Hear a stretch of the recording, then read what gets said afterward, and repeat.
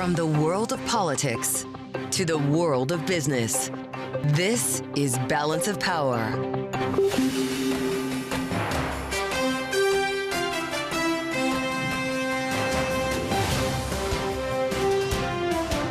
Live from Washington, D.C.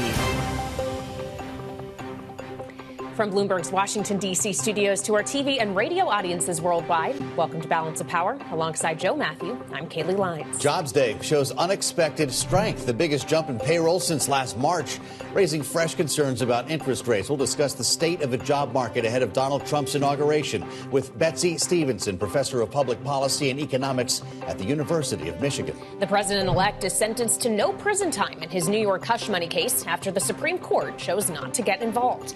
But Trump will still have a criminal record when he moves back into the Oval Office. And the High Court signaling it is likely to uphold a law banning TikTok if it is not sold by its Chinese parent by January 19th, even as Donald Trump tries to save the platform. We discuss ahead with Elizabeth Wydra from the Constitutional Accountability Center. Thanks for being with us here. The late edition of Balance of Power on this Friday. I'm Joe Matthew alongside Kaylee Lyons. We're live in Washington, where the December jobs report exceeded all but one forecast in the Bloomberg Economic Survey, coming in at 256,000, while the unemployment rate fell to 4.1%. Julie Su, the acting labor secretary, sharing her reaction to the report this morning on Bloomberg.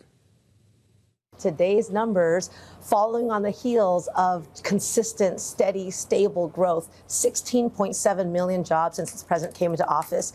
He is the only president that has had positive job growth every single month of his presidency. And that is what we hand off.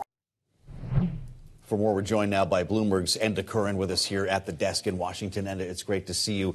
So the Biden administration goes out with a bang, I guess, in the job market here, but big concerns about what it means for the Fed.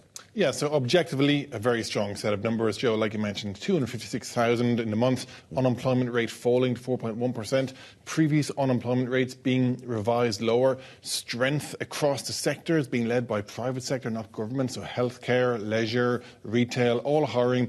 So there's plenty of jobs out there, and it means net there were 2.2 million jobs added in 2024. That's a bit below 2023, but above 2019, the kind of benchmark for pre-pandemic. So a strong labour market. Of course, the sting in the tail comes that it means maybe inflation will remain high, prices are going to stay sticky, and that means interest rates might stay higher than longer than people expected. So something of a double-edged sword to it. But it's one thing, Enda, for the Fed to choose not to cut any further. It would be another one for them to hike again. But some people have suggested that today. Some people on Wall Street. How high is that bar? I would have said to you this morning, wow, I don't really think we're going to be talking about rate hikes. But when the numbers came out, at the very least, it said jobs market much stronger than expected. That 50 basis points cut in September feels a long time ago now. So at the very least, it puts rate cutting on hold. And if rate cutting's on hold, then you go, well, where's the economy going from here? And in truth, nobody quite knows where it's going to go yet. But if we get X months of sticky inflation, especially in the services sector, then to your point, not only will we not be talking about rate cuts, but that conversation about a rate hike might start to be reignited.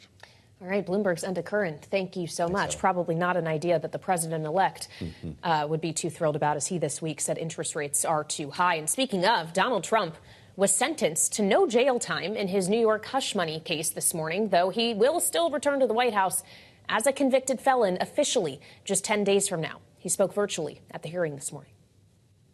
This has been a very terrible experience. I think it's been a tremendous setback for New York and the New York court system. This was a case that Alvin Bragg did not want to bring. He thought it was, from what I read and from what I hear, inappropriately handled before he got there. Joining us now for more is Bloomberg's Erik Larson. So, Erik, we've long known Donald Trump's feelings about this case, having been tried and found guilty of these 34 felonies, but no real punishment for that crime. Yeah, that's right. The judge called it a so-called unconditional discharge. That was the formal name for the sentence. It involves no jail time, of course, but also no probation, no fine, no further responsibilities to the court of any kind. So very unusual in any kind of case, and particularly in a case like this where Trump, of course, faced a maximum of 4 years behind bars on these felony counts. But also, this, of course, was completely an unusual case. That Trump was convicted before the election. He won. He's about to be inaugurated in just 10 days. So the judge essentially said at the hearing that his hands were tied. So are we done here, Eric? Surely there'll be an appeal from Trump's legal team, right? Oh, yes. Yeah, there will be an appeal. He's going to, in fact, in New York, you can't formally appeal your verdict until the sentence has been imposed. So now he can do that. Of course, there have been court fights happening all this week and in recent months where Trump tried to stop this sentencing from happening, arguing on other types of appeals around presidential immunity. But the judge ultimately rejected those arguments, and so did the New York Appeals Court judge. And then, of course, last night, the U.S. Supreme Court, a majority of justices denied Trump's request for a delay of this hearing. Well, and that was last night. Meantime, this morning, Eric, the justices on the Supreme Court were busy hearing arguments in the TikTok case. It signaled that this ban may still go into effect on January 19th. Yep, that's what I heard from our reporter there. Yes. All right, Bloomberg's Erik Larson. Thank you so much, Eric, for the time. Republican House lawmakers have a big weekend ahead at Mar-a-Lago. Joining us now, Bloomberg's Megan Scully, as we try to get a sense of the congressional agenda. Megan, it's good to have you. We've got a busy week ahead with confirmations that we're now starting to put dates on. But before we get that far, the 5 families of the Republican conference are traveling to Mar-a-Lago. This has gotten bigger over the course of the week. Even the Main Street Republican Partnership will be there. Even a Democrat named John Fetterman's going to be there. What happens on the patio this weekend? Will we actually get decisions on the way forward? I don't think we're going to get decisions, but we're going to have a lot of discussions. I don't think we're getting decisions on Trump's agenda for months because, as you mentioned, the 5 families. This is a very fractious party with an extremely narrow majority, especially in the House.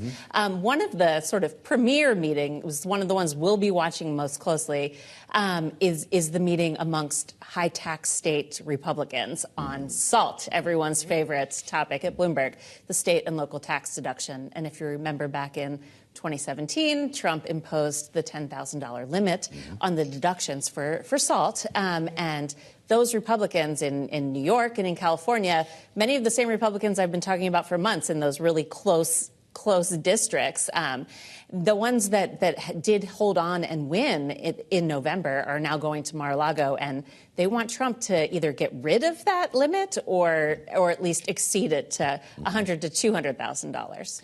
Well, theoretically, it won't just be Donald Trump involved in these kind of economically oriented conversations. Congressional leaders, too, yes, but also people who will be in his cabinet, like Scott Bessent, the incoming or presumably going to be confirmed Treasury Secretary, who will have his confirmation hearing next week, Megan, along with a lot of others, some of whom are more controversial than Bessent is seen to be.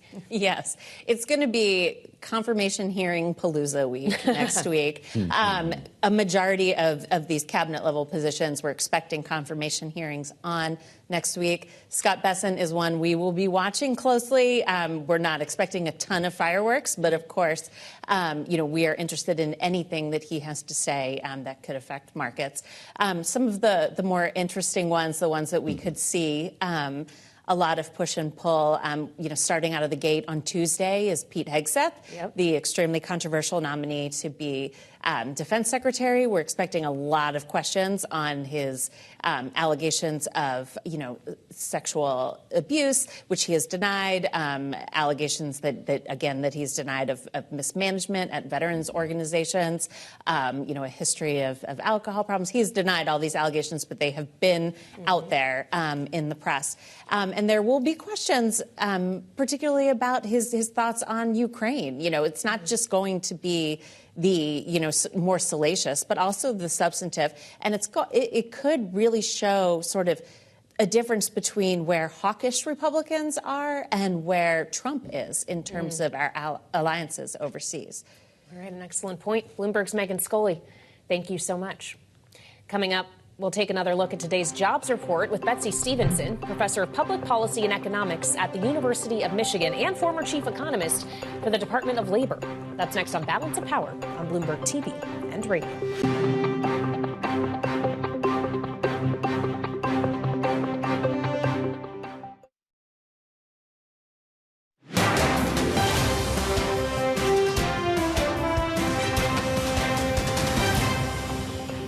We will be in a period of an elongated pause, and the Fed will need some sort of drastic data print to push us off that. So you either need to see something happen on the inflation side to get us back into the hiking cycle, or potentially we'll need to see several prints of weakness in order to see cuts that might materialize. Right now, I think markets are expecting cuts either in the summer or potentially in the early fall in the September meeting. Ben Harris, Vice President and Director of Economic Studies at the Brookings Institution, on the early edition of Balance of Power, sharing what he expects from the Fed following today's blowout jobs report. For more, we're joined now on Bloomberg TV and radio by Betsey Stevenson, Professor of Public Policy and Economics at the University of Michigan and former Chief Economist for the Department of Labor. Betsey, welcome back to Balance of Power, the late edition. As we consider the data we got today, 256,000 on payrolls, an unemployment rate that went down to 4.1%. Does this look to you like a labor market that needs more supportive policy from the Fed? This does not look like a labor market that needs more supportive policy from the Fed right now. The U.S. labor market has continued to surprise over the last couple of years. We're in a much stronger place than anyone thought we would be, even prior to the pandemic. So, I don't think that the Fed has to worry that the economy's overheating, but I do think that when you combine the job market we got today with such a high read on consumer inflation expectations coming out of that Michigan survey, they're going to need to sit on their hands for a little while. So is this the high water mark? Then, when you consider the idea of mass deportations beginning less than 2 weeks from now, will we look back at this as the peak? That's asking for a crystal ball. I think everybody has a lot of feelings and expectations for what's going to happen when the incoming President Trump starts to implement his many campaign promises. One of the reasons we might have seen such a really, I think, drastically high expectation that consumers have for inflation picking back up compared to what we thought consumers would say is because they've been watching the news where people tell them Trump's going to put tariffs on everything, which is what he's promised, and that will cause prices to go up. But we've seen that this is a man who doesn't always do what he says he's going to do. And even stuff he says he's done, he may or may not have actually done. So what will happen with the with him limiting immigration, deporting people that he deems to be someone who shouldn't be in the country? I don't think we can know because we don't even actually know the magnitude of what he's really going to do. His claims for the mass deportations, to me, seem almost logistically impossible.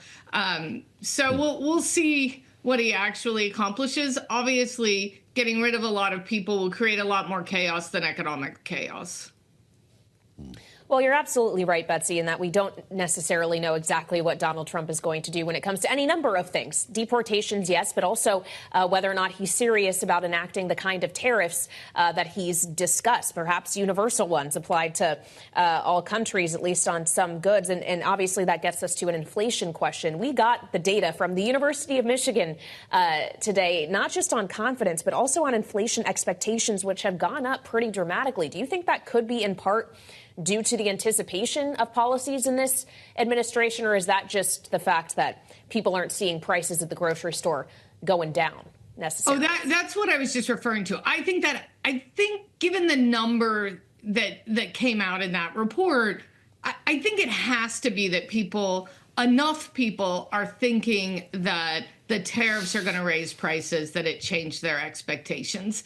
And that creates a problem for the Fed because the Fed's job is to keep, the rate of inflation at 2%, regardless of where it's coming from. So if it's coming from tariffs, the Fed is still supposed to be trying to get that inflation rate down.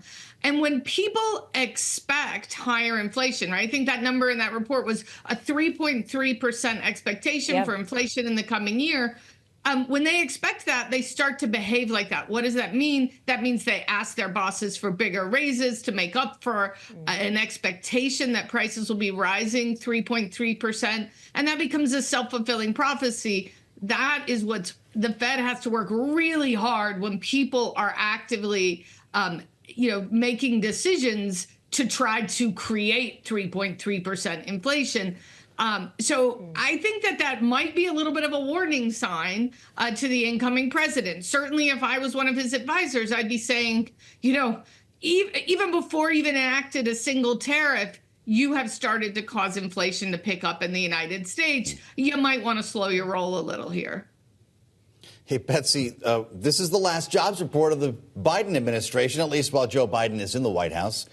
And we understand he's going to be speaking at some point today about the jobs report. He kicked out a statement earlier, 2.2 million jobs in the last year. What's the message? Whenever we hear monthly from the White House, the statement says, but there's more work to be done. Can he stand in front of the American people today and say mission accomplished? So first of all, I was thinking about this earlier today. It's such an awkward report in February because you're right, the report will come out while Trump is president, but the survey will be done while Biden is president. So it really does reflect Biden's time in office. There's been remarkable job growth and remarkable GDP growth under President Biden. I don't think I'd ever recommend anybody stand up and say mission accomplished, but I have no doubt that history's going to look back at what happened over the last 4 years with really astonishment at what the U.S. has accomplished. I was recently in Australia talking with some Australian policymakers who are worried about their slow GDP growth, slow productivity. And I was comparing it to the United States, and they said, that's an unfair comparison. The United States is blowing every country away. Nobody can be the United States with its fast economic growth, its fast employment growth, its fast productivity growth. It's the anomaly. It's the outlier. You know what? It's a great outlier to be. And I think it's super unfortunate that the American people do not understand that we have grown faster than basically any other, developed country in the world. And we've done it with not just high employment, but actually very inclusive growth. So a shrinking of inequality, rising wages, which is coming from that higher productivity. Other countries don't have that. And everybody's looking at what's happened. Everybody around the world is looking at what's been happening in the United States to try to figure out how they can emulate it. Well, and this U.S. economy is what the incoming Trump administration will be inheriting, and presumably, Betsey, Scott Bessent will be part of that. His confirmation hearing is on Thursday. If you could ask him a question in that hearing, what would it be? Oh, well, I think what I would ask is what does he see over the last 4 years? What does he see as the policies that have helped to create the rapid new business formation that we have seen over the last 2 or 3 years? That's much more rapid than anything we'd seen under any prior administration this century. And how would President Trump try to continue that? It's good to have you back, Betsey. Betsey Stevenson, professor of public policy and economics at the University of Michigan, former chief economist for the Department of Labor. Good luck with the snow, Betsey. Great to see you. Coming up, tens of thousands of California residents remain on evacuation as wildfires continue to rage through the L.A. area, and we'll have a live update for you next. This is Balance of Power on Bloomberg TV and radio.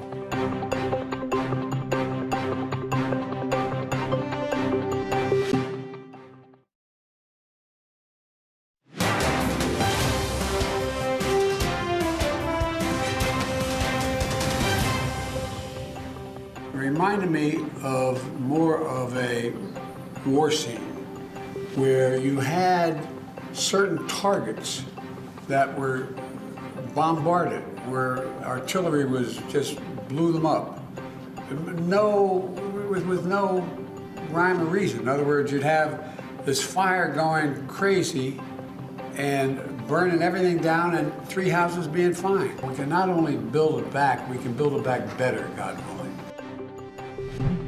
President Biden earlier today at the Resolute desk in the Oval Office getting briefed on the response to the deadly wildfires across Los Angeles County, growing worse in some regards since we spoke at this time yesterday. The death toll rising to 10, more than 29,000 acres have been scorched and some 150,000 people remain under evacuation orders. We get an update now live from Bloomberg's David Baker with us from our San Francisco bureau. David, while these numbers are horrifying, we're also seeing firefighters make some progress in containing these fires. What do you know for us? We are seeing some progress there, yes, and it's very encouraging after several days where these fires were raging completely uncontained. Several of them, we now have small amounts of containment. The two biggest fires you're seeing like 3% containment, 8% containment, and that may sound minor, but for days we had 0, and these fires were just raging unchecked. So that is definitely progress. There are also a couple of the smaller fires burning around the LA area where we're seeing like a third of the fire contained. And that means that they've managed to put up fire breaks that are hard for the flames to cross. So we are making some progress there. At the same time, we're still seeing new fires popping up from time to time. Well, and the progress we are seeing, David, is that mostly attributable to actual action by emergency and first responding personnel and the resources that are being rushed to the LA area? Or is this really still dependent on the weather at this point? It's a bit of both, but I would not want to take anything away from the fire crews that are working on this and all the resources. The last couple of days, the winds have ebbed and flowed at different times, but they have never gone away, and they still haven't quite. They're expected to ease over the weekend, but they're still blowing there. And so when you see these little incremental bits of progress, that is hard-fought progress, that hard-won progress that these crews have made being out there day in, day out. And yes, the weather will help them, we think, this weekend. But up until now, they've been battling the elements every single moment. Well, is weather the only variable here? David, federal resources are being surged into the area as well. The president mentioned yesterday acquiring firefighting aircraft from Canada. Could we also see additional resources in this fight? We are seeing California pulling in resources from across the state and from other states. And yeah, you mentioned Canada. There was an incident yesterday where one of these super scooper planes that was getting water and dumping it on the fires got hit by a drone. It turned out that was actually from Quebec, that plane. And now it has a hole in the wing because of somebody's stupid drone. But it should be back in the firefight on Monday, we were told. This is good news. All right, Bloomberg's David Baker, thank you so much for your reporting this evening and your continued reporting throughout these terrible circumstances. Still ahead on Balance of Power, we'll turn to the Supreme Court, which signaled today it's likely to uphold the looming TikTok ban. Remember, the deadline is January 19th.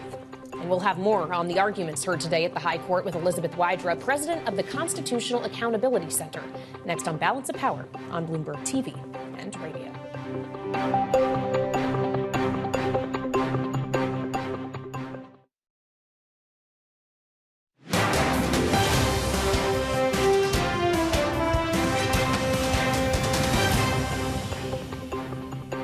This is Balance of Power on Bloomberg TV and radio.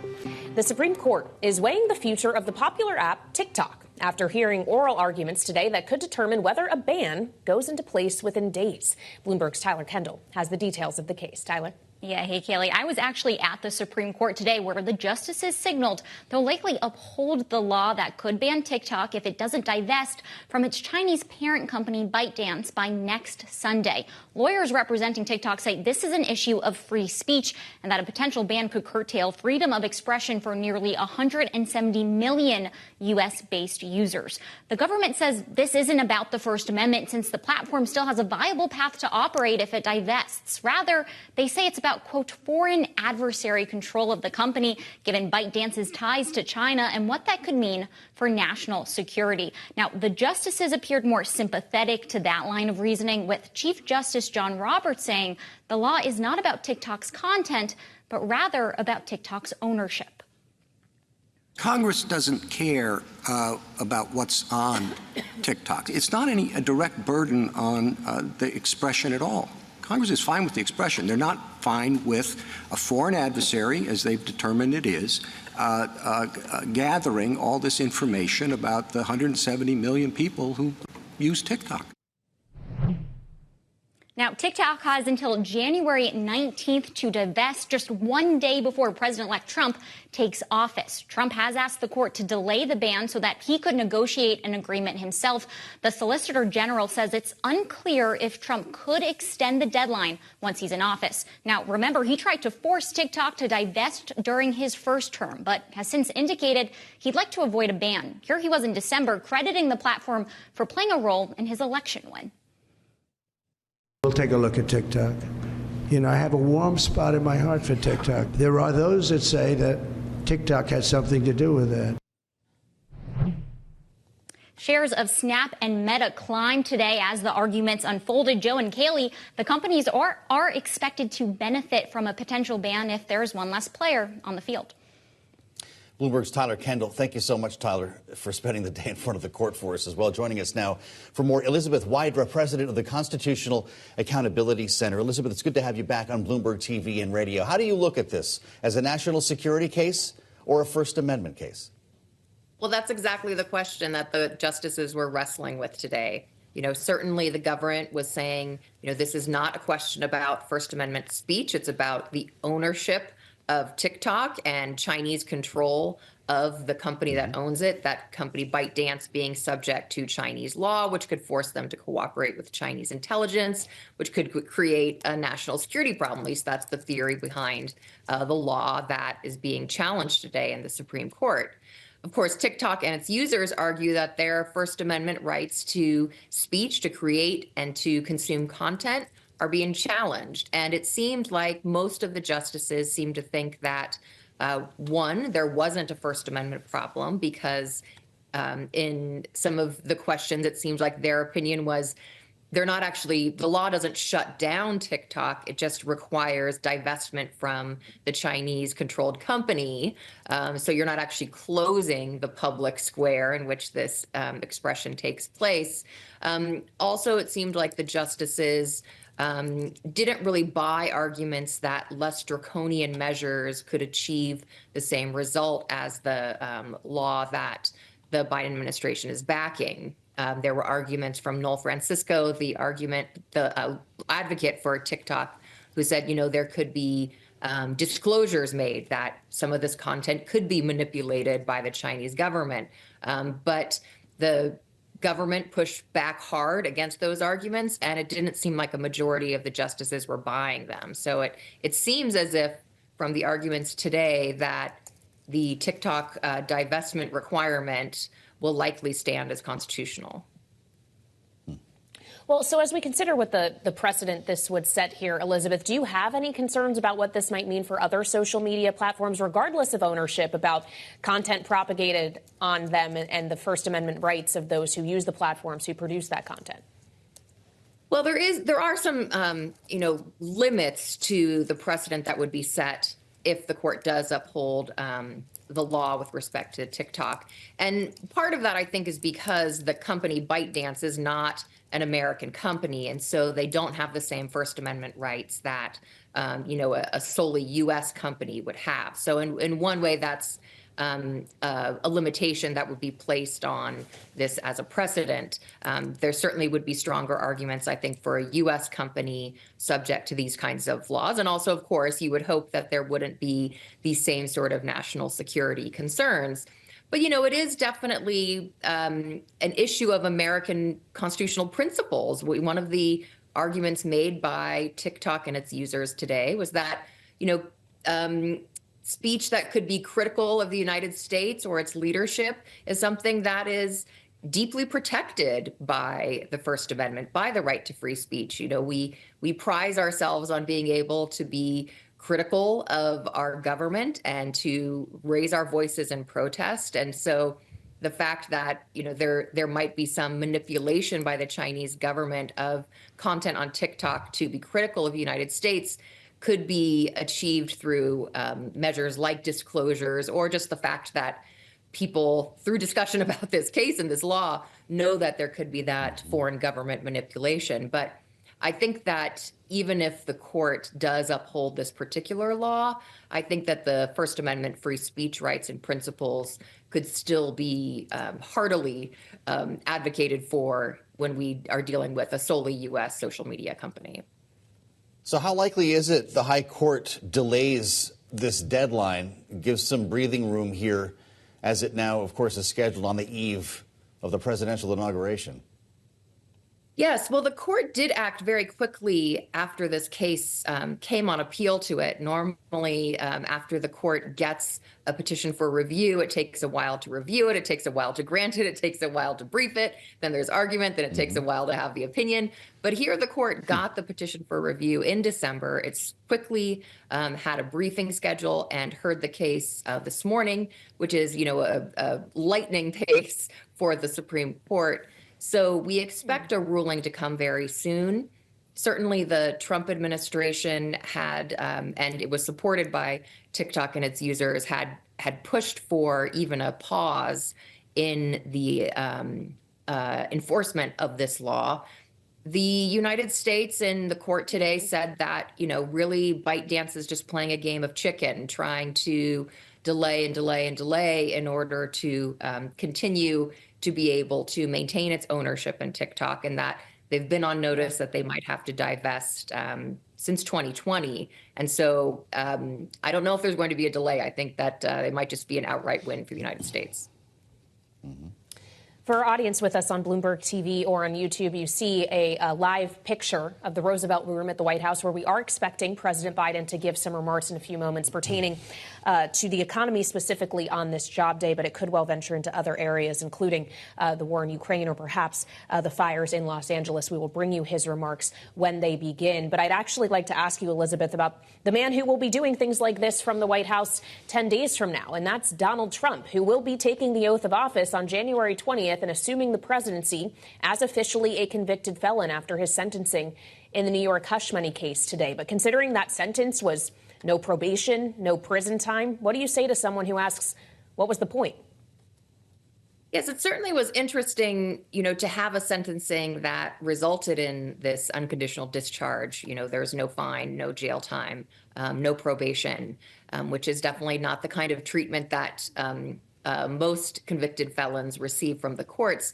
But I do think there was a principle at stake here that was why it was so important for the sentencing to go forward, to show that the rule of law does apply to President-elect Trump, even though there were clearly limitations placed on that Judge Marchand recognized. And I think the importance of it is also why Trump was fighting so hard to try to stop the sentencing from going forward, because it does mean that he will take office, that he will go down in the history books as being a convicted and sentenced felon when he takes office for his second term.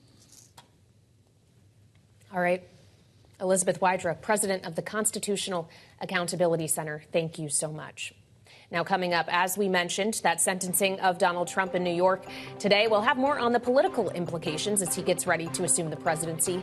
Our closers, signature political panel, Rick Davis and Jeannie Shanzana, will weigh in next on Balance of Power on Bloomberg TV and radio.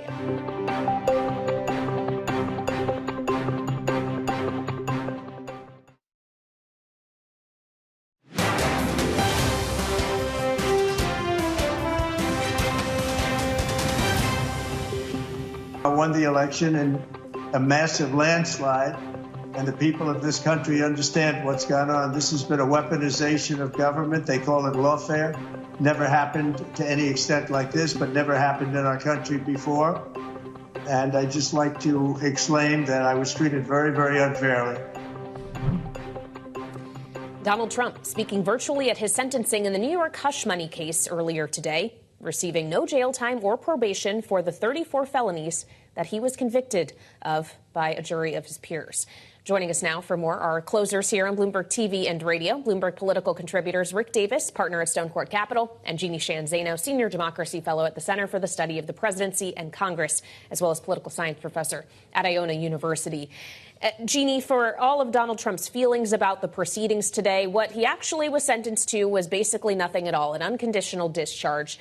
And I just wonder if at this point, when he is 10 days away from taking the Oval Office, any of it even matters anyway. Does anyone care? You know, the American public doesn't seem to be paying a lot of attention to this at this point. They certainly weren't in November. I think Donald Trump, of course, cares because he goes into office as the first president ever convicted of a felony. He will be inaugurated.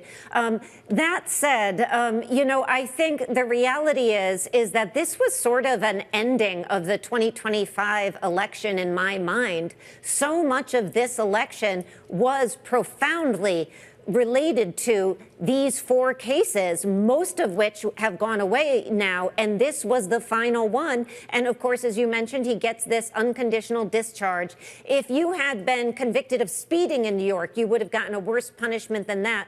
But Judge Merchan was very, very clear that this was not because they weren't serious charges, but because he is going in to enter an office of which we all have to respect, and governing in any other capacity, if they had punished him further, would have been impossible. And so, you know, I think it was a fit ending for charges that I'm not quite certain should have ever been brought, but they were, and he was convicted by a jury of his peers. Mm-hmm. It's an awfully dramatic headline. First convicted felon to move into the Oval Office, but in the end, did it actually help him? We know he raised money throughout all of these cases. Did Alvin Bragg help to re-elect Donald Trump?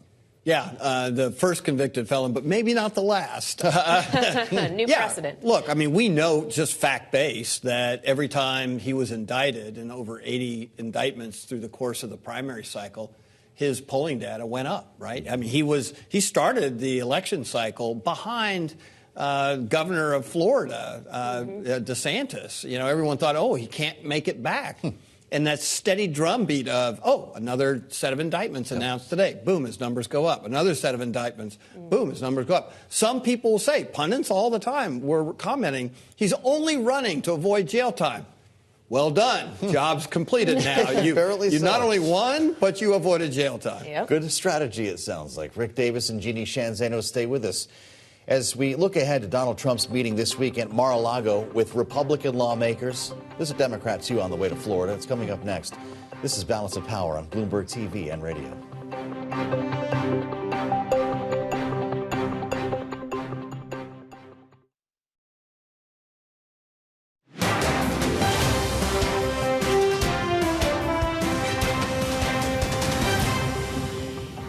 Republicans on a strictly partisan vote destroyed the state and local tax deduction.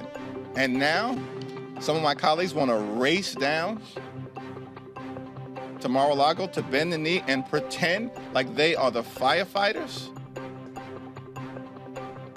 I mean, it's a laughable thing.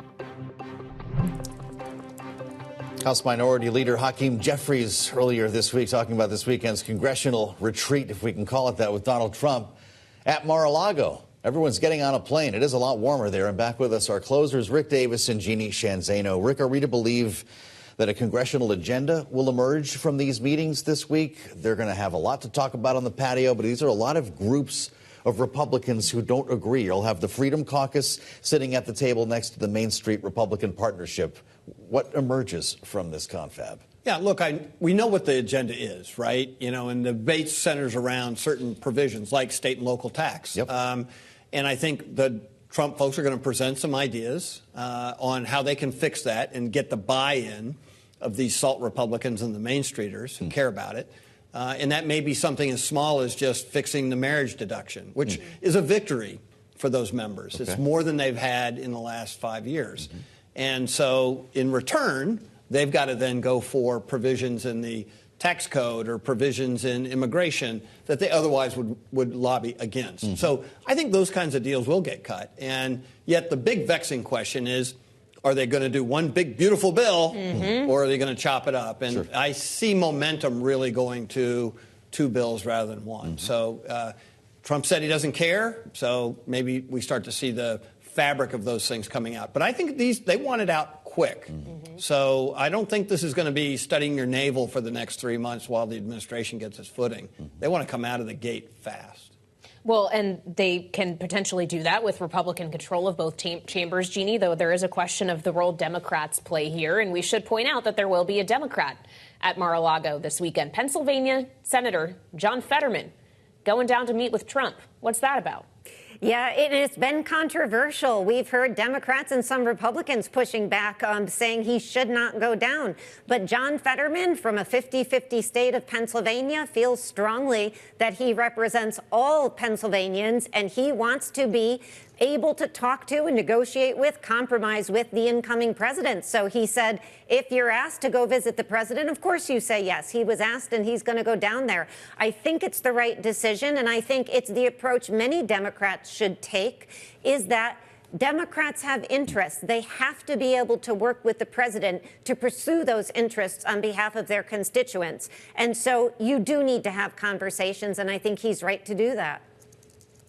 Well, apparently he's going to be the next Pope of Greenland, the new Pope of Greenland, he said. So maybe a great reason to go to Mar-a-Lago. We did hear from Donald Trump, by the way, after Jimmy Carter's funeral yesterday. Remember, we were talking about this moment that he had, smiling and laughing with Barack Obama. And he was asked about this.